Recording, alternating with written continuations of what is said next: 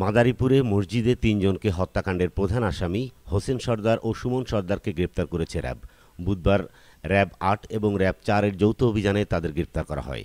RAB জানায়, মাদারীপুর সদর থানাধীন খোয়াজপুর ইউনিয়নের কীর্তিনাশা নদী থেকে অবৈধভাবে বালু ব্যবসা ও ইজারা নিয়ে পূর্ব বিরোধের জের ধরে গত ৮ মার্চ হোসেন সরদারের নেতৃত্বে ৮০-৯০ জন দেশীয় অস্ত্রসহ সাইফুল সরদারের বাড়িতে হামলা করে। এ সময় সাইফুল সরদার ও তার দুই ভাই প্রাণ বাঁচাতে সরদার বাড়ি জামে মসজিদে আশ্রয় নেন।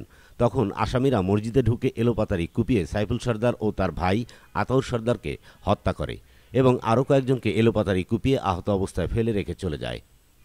স্থানীয়রা তাদের উদ্ধার করে মাদারীপুর সদর উপজেলা কমপ্লেক্সে নিয়ে গেলে কর্তব্যরত চিকিৎসক ভিকটিম সাইফুল সরদার ও তার আরেক সহোদর আতাউর সরদারকে মৃত ঘোষণা করেন। এছাড়াও অলিল সরদার, পলাশ সরদার ও তাজেল হাওলাদারকে উন্নত চিকিৎসার জন্য ঢাকা মেডিকেল কলেজ হাসপাতালে প্রেরণ করলে চিকিৎসক পলাশ সরদারকে মৃত ঘোষণা করেন। হামলার সময় সন্ত্রাসীরা ৪টি বাড়িতে অগ্নিসংযোগ ও লুটপাট করে। এ ঘটনায় জড়িত বাকিদের গ্রেপ্তারের অভিযান অব্যাহত রয়েছে।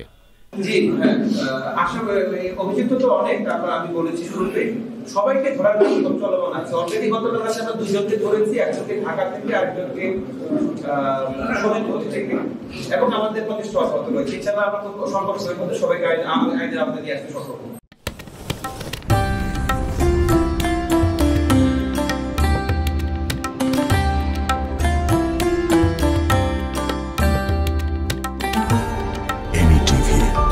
স্বাধীন বাংলার স্বাধীন কণ্ঠ।